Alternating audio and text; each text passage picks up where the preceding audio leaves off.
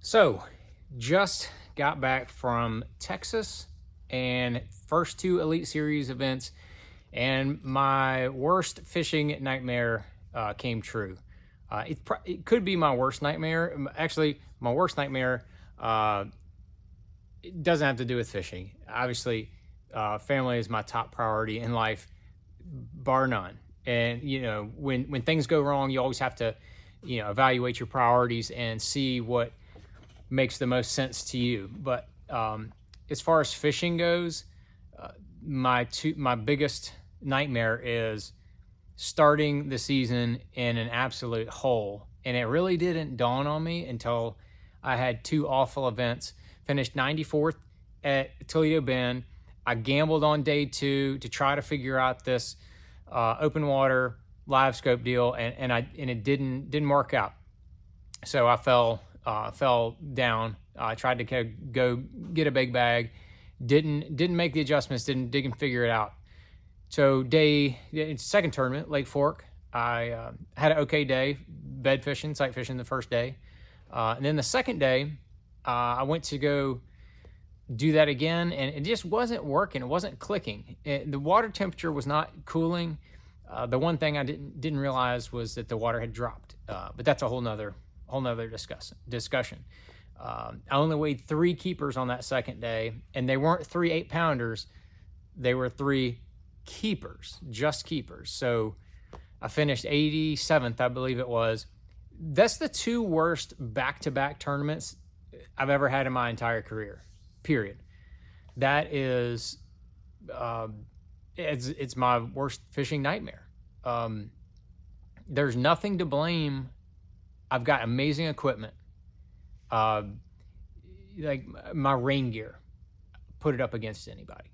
My line, sun line, amazing line. Never had a problem. Hooks, kamikaze, amazing. Top of the line, bass cap, Mercury, power pole. Everything's top of the line. Had no equipment failures. That is a lot of other people's fish. That is a fishing nightmare, is to have an equipment failure that costs you a lot of positions or like your entire day's catch. That has happened to people. I know a few years back it happened to Lee Livesay. He got hung on a stump and then had some motor issue, and he never made it into weigh-in.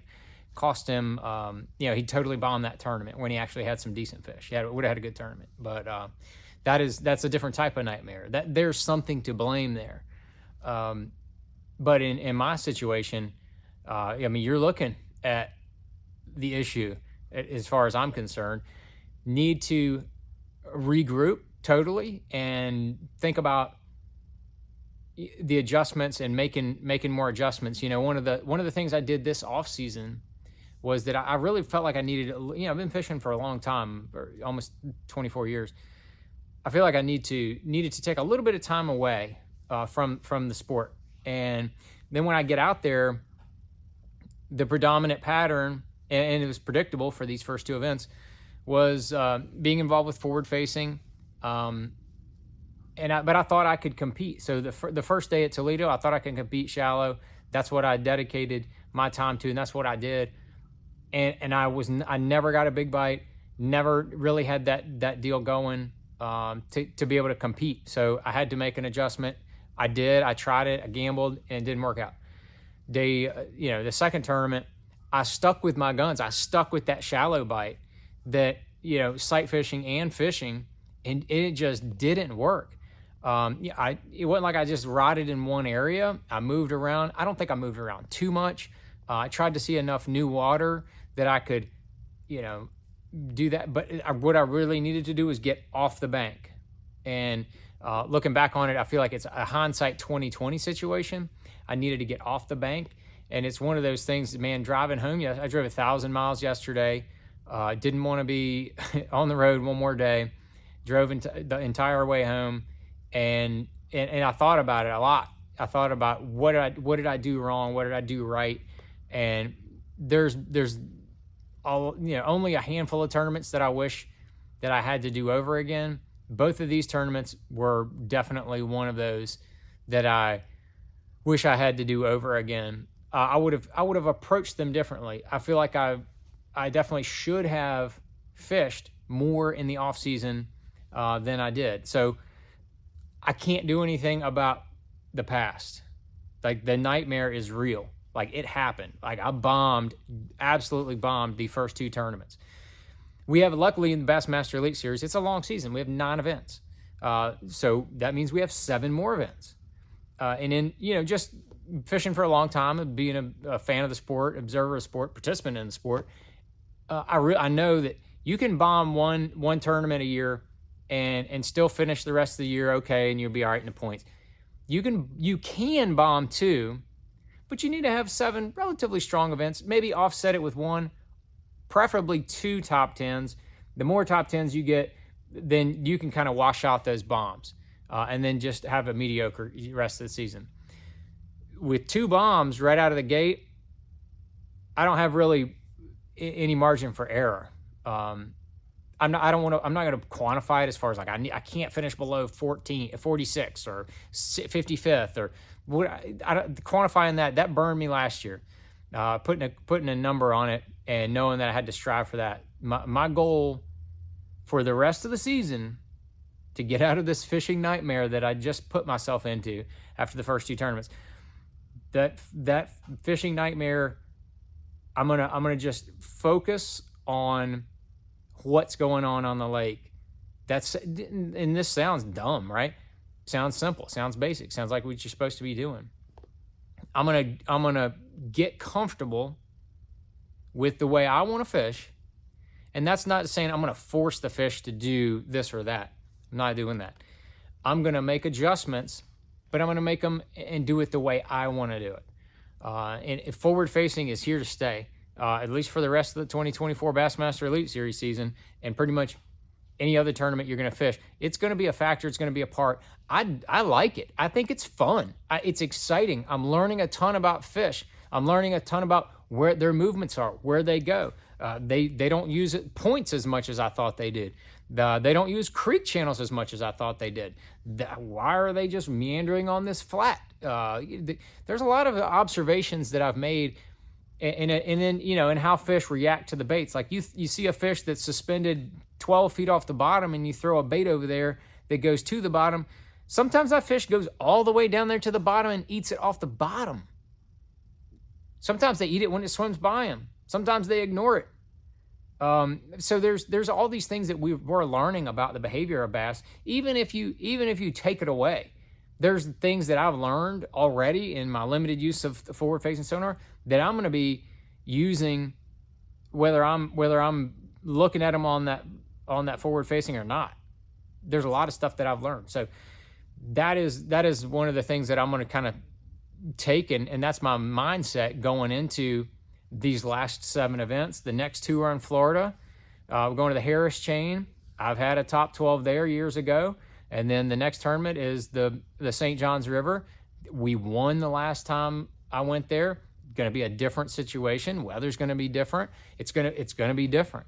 So I'm going to have to make adjustments, to both times that I've been down south, and make sure that I make good decisions, have a good practice strategy. I promise you that there's not going to be anybody that practices any harder or longer than I do. There's a handful of guys, your Iconellis and some of those young guys, they're hungry, they're hard at it too, for sun up to sundown every day. So I'm gonna stay hard at it as I always do, but I'm gonna make sure.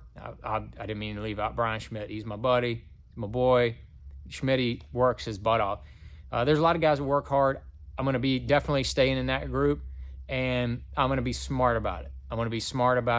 I need to use my gut and trust my instincts and trust my intuition more than I did in the first 2 tournaments. The first 2 tournaments, when you don't have your confidence, it's hard to get it back during the event. It's hard. Sometimes you can have like a key bite that will clue you in and get you back onto your confidence, get you onto the right track. Never had that in the first 2 events. But you can't always count on that. You need to kind of have that mojo going into the events. So I'm gonna be fishing, as much as I can. I can't fish a ton. I got a lot of obligations, like a lot of people. I got a lot of obligations, but I'm going to be fishing every opportunity I get a chance.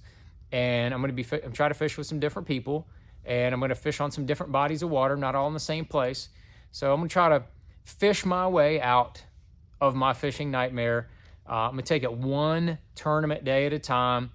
I told my buddy Ed Lochran, we were just talking about, I'm not looking at the points the rest of the year. Not looking at it. Somebody can tell me where I'm at, whatever. That's cool. I got in that trap last year of point counting and looking at numbers and all that kind of stuff. That got me in trouble. I'm not doing it anymore. I need to fish the moment, fish the day. Only thing I need to think about is the bass. How do I catch the biggest bass I can? And use all the experience that I have, couple it with the new technology, and just go out there and try to make it all happen. So it sounds a whole lot easier than it is, but that's my biggest fishing nightmare is what just happened in these last two events.